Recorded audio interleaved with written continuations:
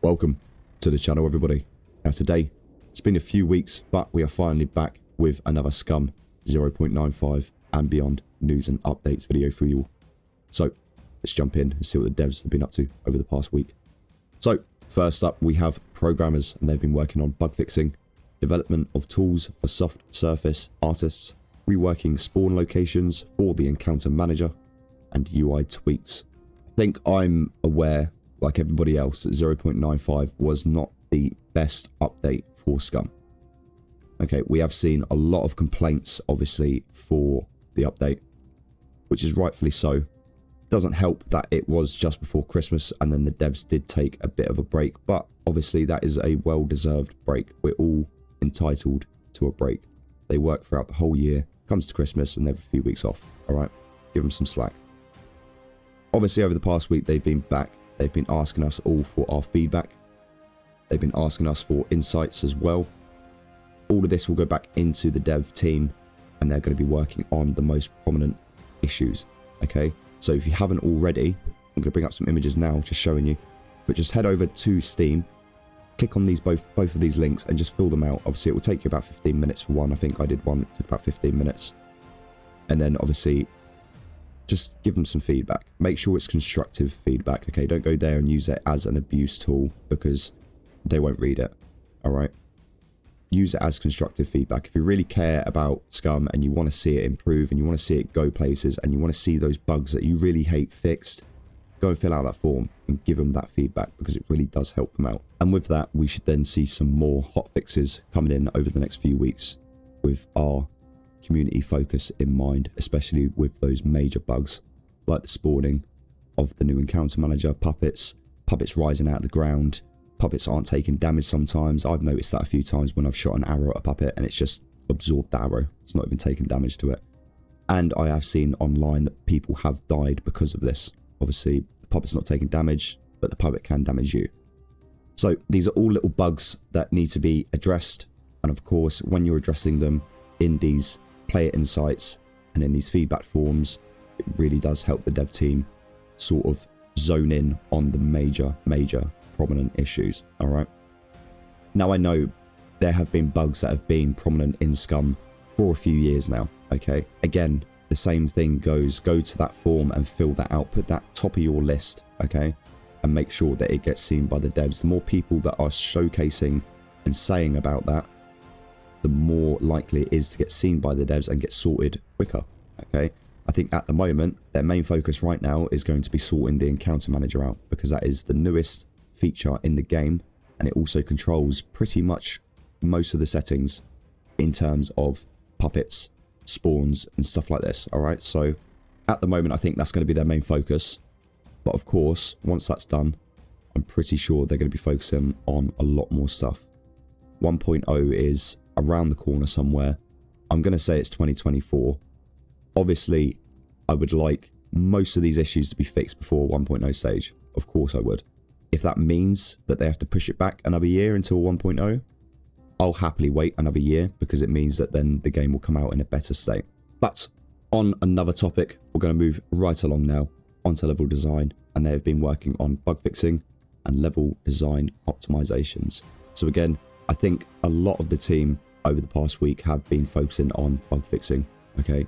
They are aware of a lot of the new bugs that have come out with the encounter manager. And as I've said, they're probably going to be working on this quite a lot over the next couple of weeks, bringing us some nice little hot fixes to try and sort this out for us. All right. Other than this, the art team have been working on light tweaking for the entire island, UI tweaking, various concept art, script development for the 1.0 trailer, vehicle damage morphs, further work on various new animations, including some new puppet animations, new items, with more info soon. So obviously the big one here to point out is the script is in development for the 1.0 trailer. Now I have seen comments already online complaining about this point, alright? People saying that 1.0 shouldn't even be in their mindset right now, and you know, there's a lot of bugs and stuff that need to be sorted before it even goes to 1.0 stage. Now, I'm not necessarily disagreeing with those comments, but this being in development doesn't necessarily say that it's a month around the corner or 2 months around the corner. With this trailer, I think this is going to be a big trailer. It's going to introduce a lot of AI, a lot of Tech 1 resources and things like this. Most likely going to introduce a new area, as in the administration zone that we've seen with the flying drone. I feel like they're going to have to tell a lot of the story in the last trailer of 1.0, if it is going to be their last trailer. Who knows, they could be doing more trailers after 1.0 to introduce more of the lore, more of the story, new features and things like this in the future. Because the devs have said that even after 1.0 they are still going to be working on this, they are still going to be implementing things. You know, they're still going to be prominently working on the game. So it's not going to get to a 1.0 stage and die out. So don't worry. Alright. So we're going to move along to the sound team, and they've been working on bug fixing, dirt bike, inventory, and searching SFX tweaking. Alright. So a lot of, obviously, sound is being improved yet again. Again, there's probably a lot of complaints and bugs with the sound. I've even noticed it as well myself. So again, things are being worked on. Alright. And again, your feedback is imperative to this. Alright. The devs only play a finite amount of time on this game, and it's usually when they're testing things. Being in an early access game, and I said it over and over and over again before, alright, you are the tester to that game. If you buy a game in early access, okay, and it's still in development, you are basically testing that game, and with your feedback, that will improve that game. If you play the game, don't like it, complain about it, and don't give feedback, the game's not going to improve for you, is it? Alright, it's simple logic. Now, another thing I have seen online, especially when it comes to Twitter, is that when the devs do release something for future content, 90% of the first few comments that I see on there are complaints about issues. And as they say on Twitter, and I say it myself, just because we see something leaked to us for future reference doesn't mean that they're not working on other things. Okay, this isn't a solo development team. We're not seeing a bit of concept art that one person's worked on, but that same person still needs to work on 1,000 other things. Okay, they have separate staff members for separate things. So give it some time. We're still in an early access stage. Until a 1.0 stage, we're still in that early access. All right. So just bear that in mind. Again, your feedback is very, very important to these devs.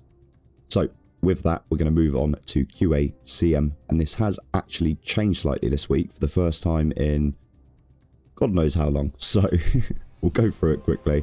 Obviously, community player insight surveys is what I've been discussing already today. Hunting, banning cheaters, Steam general discussion and bug reports, testing of upcoming features and various bug reports. So again, a lot of this is revolved around Steam general discussions, their own dedicated website where you can report bugs with video footage, images, descriptions, everything. Makes it a bit easier for them to gather. And on top of that, obviously the new feedback forms and player insight forms that they've brought out. All right. So again, if you haven't already, head over and check those out, fill them out if you have a little bit of spare time.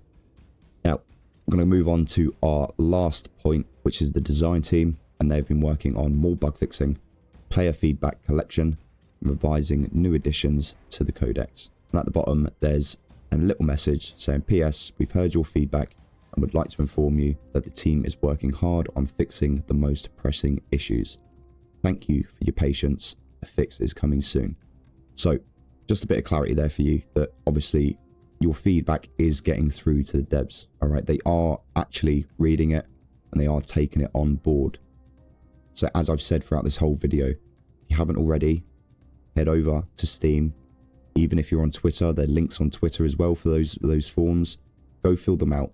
It will really help the development of this game. If you're someone that is getting frustrated with Scum at the moment, your feedback could really help the team out, but please be respectful and please make it constructive.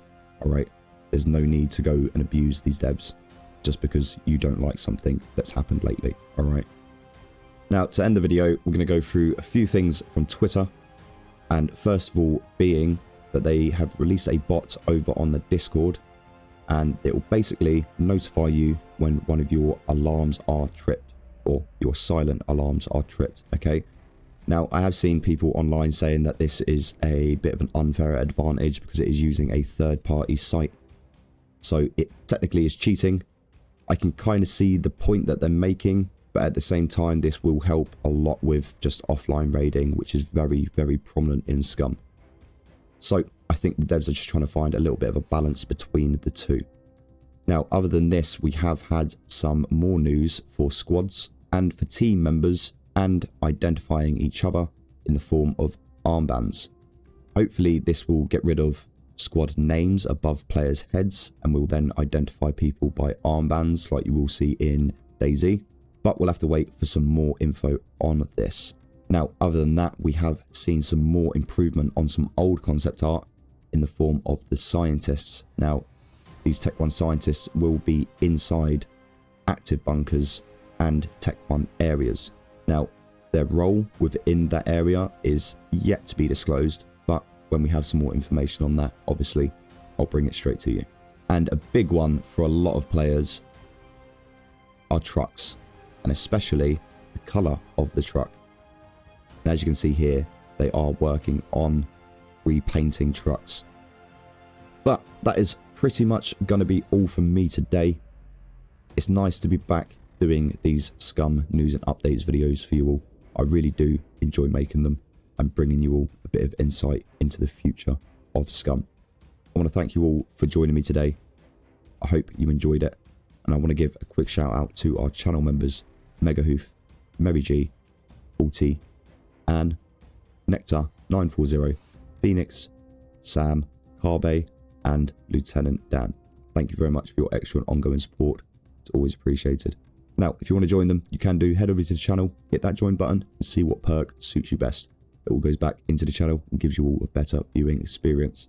But of course, if you want to support me in another way, you can do simply by liking, subscribing, and hitting that notification bell. And that way, you'll stay up to date with the latest Scum news, guides, and other content over on the channel. Until next time, see ya.